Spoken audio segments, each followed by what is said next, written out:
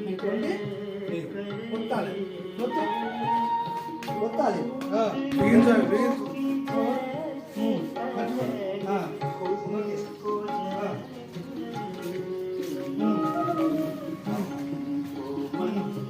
కాలు కలుపుడి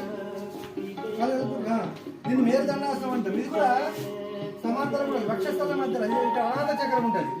ఇక్కడ ఈ వీటిని వచ్చి పట్టాలి.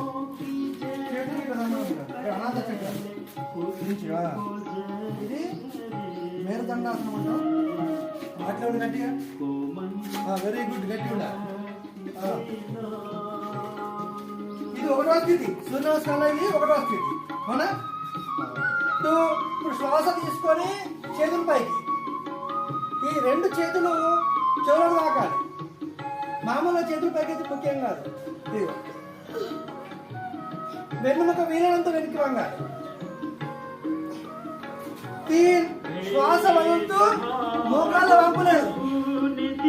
పాదాల పక్కన చేతులు పెడతాము. వచ్చిన గారికి మొత్తం భూమికి అందకుండా సరే, కానీ మోకాలు మాత్రం వంచద్దు.